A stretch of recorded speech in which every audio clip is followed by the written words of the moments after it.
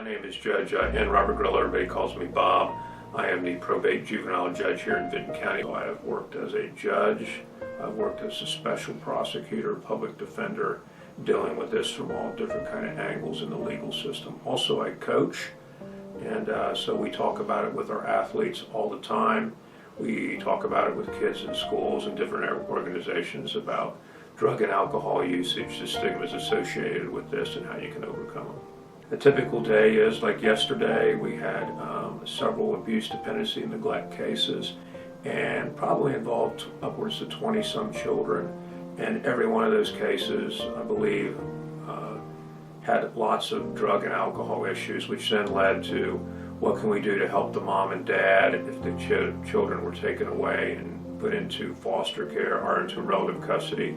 What kind of case plan can we come up with so mom and dad can get reunified with the children, which is the goal, and try to take care of the children the best we can, making sure they have that they have a guardian ad litem appointed to represent their best interests. The parents do, and in other words, it's a big problem, and it's one that we try to deal with and try to deal with in every case. We currently have a drug court right now. We've been very successful with the kids that have drug and alcohol issues, graduating from school. Schools work with us, so it's been a good combination. We seem to have more success with the juvenile ones, at least in my experience. I haven't done the adult ones yet lately, but I think that the key is that you want to front load the system with juveniles, get them the message, that drugs and alcohol are bad, but if you are on it, there is hope, and don't let that detract you, because we can find you help, and you got to want to help, but we can find them help.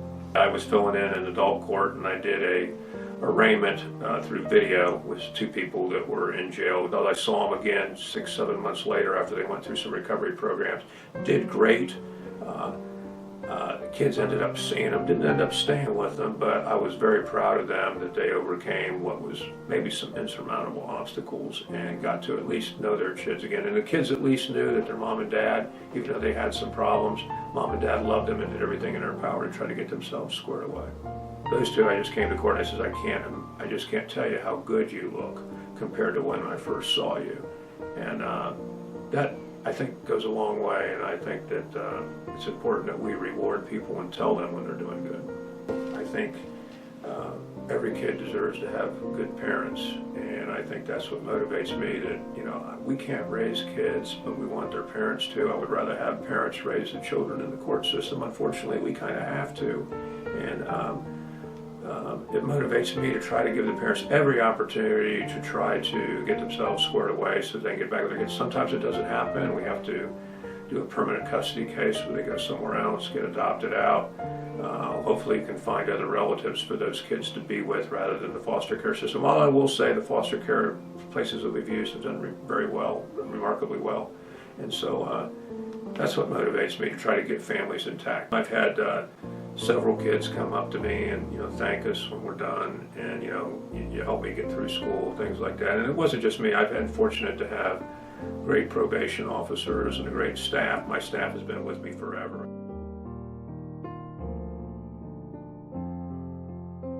I mean, I was probably one of them many years ago that if you're got drugs and alcohol, I got a solution for it. It's called jail, but I don't think that's it. I think you have to. I was wrong. That was many years ago, before I had a drug court, and I realized that you can try to help everybody. Sometimes you have disappointments, but I think that you can try to help everybody. It's up to them whether they want to take the help. But I do think treatment programs work, and I think there's a stigma to it, but you can overcome the stigma, and I'm a firm believer in recovery programs.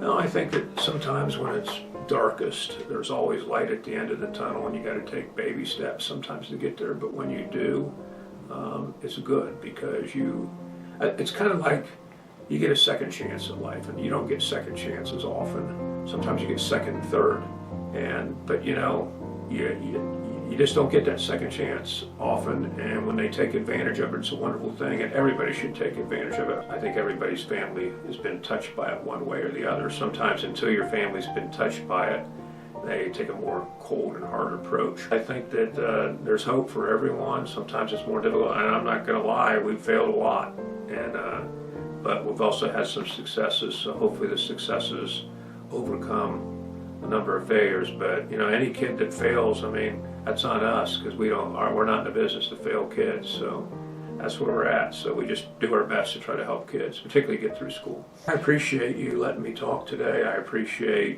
your agency and the other ones that we work with. I do think that, just my opinion, I think, I'll just put a plug out there, I think Ohio's funding of mental health services could be much, much more. And I think that should happen. I think it's one of the most important things. You do hear that from Washington sometimes, that we need to fund mental health. Absolutely you do. Fund mental health issues, and people are thinking, fund medical stuff. Well, yeah, that's great. Physicians, medicine for physical illnesses, but mental health is just, if not more important. So I think we need to fully fund that, make sure that people are getting treatment. And it's difficult sometimes when you have kids and they go to treatment places, a turnover and things with their counselors. So I think it's important that we fund mental health to the fullest. I think it's one of the most important issues facing our state and our country today.